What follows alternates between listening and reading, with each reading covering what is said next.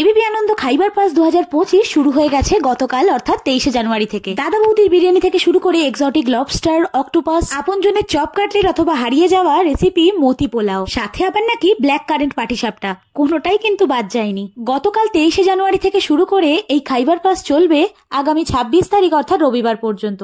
তাই আর দেরি না করে আজকে সরাসরি চলে গেছিলাম এবিপি আনন্দ খাইবার পাসে। আমি পৌঁছে গেছিলাম মোটামুটি 2:30 পৌনে 3টে নাগাদ। গিয়ে শুনলাম সান বাংলার কোন একটা রিয়েলিটি শো এর অডিশন চলছে নাকি, তাই যারা খাইবার পাস যাবে তাদের টিকিট কাউন্টার দেখিয়ে দেওয়া হলো। আর টিকিট কাউন্টারে গিয়ে চট করে 2টো টিকিট কেটে নিলাম। টিকিটের দাম এখানে ছিল 20 টাকা করে। ভেতরে ঢুকেই চোখে পড়লো এই সুন্দর রিক্সাটা, কি ভীষণ সুন্দরভাবে সাজানো হয়েছে। তারপর কিছুটা এগোতে এগোতে চোখে পড়লো মাটিতে কি সুন্দর কলকার কাজ করা।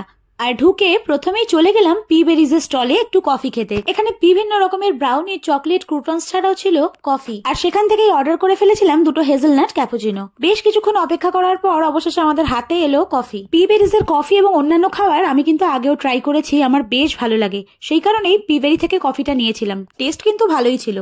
তারপরে একটু ঘুরতে ঘুরতে চলে গেলাম আমাদের পরের গন্তব্যে অর্থাৎ রেড রোস্টারে। এখানে পাওয়া যাচ্ছিল বিভিন্ন রকমের এক্সোটিক মিট এবং sea food, lobster, salmon, crab, octopus, chicken stake, কি নেই এখানে। আমরা অর্ডার করেছিলাম অক্টোপাস থাই চিলি, দাম নিয়েছিল 300 টাকা।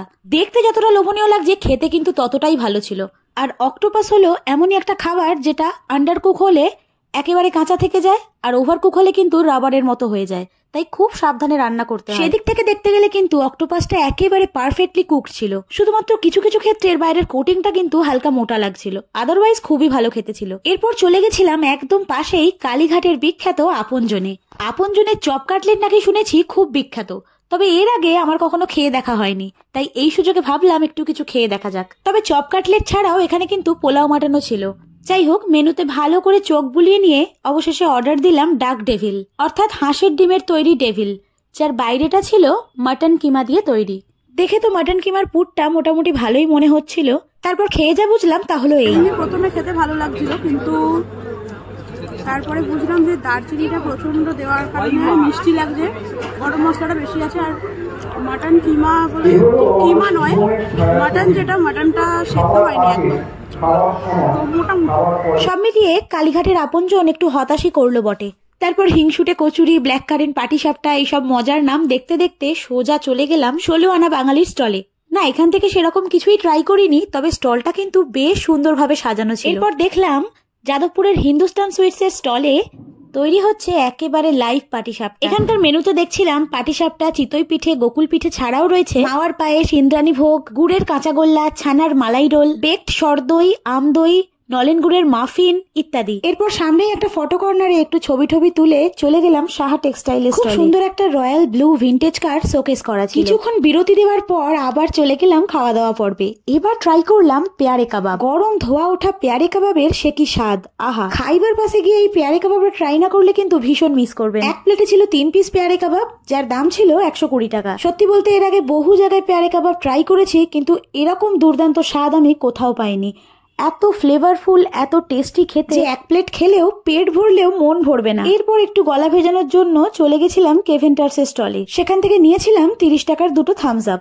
আর তারপর চলে গেছিলাম আজকের আমার খুঁজে পাওয়া অভিনব এবং সেরা স্টলের নাম ছিল লস্ট অ্যান্ড রেয়ার রেসিপিস। ঠাকুমা দিদিমাদের আমাদের জীবন থেকে হারিয়ে ফেললেও এখনো কিন্তু সেই স্বাদ কিছু মানুষ বজায় রেখে চলেছে। স্টার্টার থেকে মেন কোর্স হোক, নিরামিষ হোক অথবা আমিষ হোক, স্বাদের দিক থেকে কিন্তু এই স্টলই আমার কাছে অন্তত সেরা। এখান থেকে আমি নিয়েছিলাম মতি পোলাও, যার সাথে সার্ভ করা হয়েছিল মাংসের গড়গড়া অর্থাৎ মটনের গড়গড়া। খেলেই বুঝবেন মতি পোলাও এবং মাংসের গড়গড়া আমাদের ভাষায় কত ভালো একটা কম্বো। এক প্লেটে ছিল পরিমাণ মতো মতি পোলাও আর তার সাথে 2 পিস মাংসের গড়গড়া, সাথে আবার ছিল কমপ্লিমেন্টারি 2 রকমের চাটনি, আমড়ার চাটনি এবং কদবেলের চাটনি। সে যে কি অপূর্ব স্বাদ, সত্যি আমার পক্ষে বর্ণনা করা সম্ভব না। তাই সবাইকে বলবো, আপনি যদি খাদ্যপ্রেমী হয়ে থাকেন তাহলে এই স্টলটা কিন্তু খাইবার পাসে কোনোভাবেই মিস করবেন না। তারপর অনেকক্ষণ থেকেই চোখে পড়েছিল এই দাদা বৌদি স্টল, তাই না গিয়ে আর কি করে থাকি বলুন। কিন্তু খাওয়ার তো একেবারেই জায়গা নেই পেটে, তাই পার্সেল করে নিলাম 2টো বিরিয়ানি, মাটন বিরিয়ানি।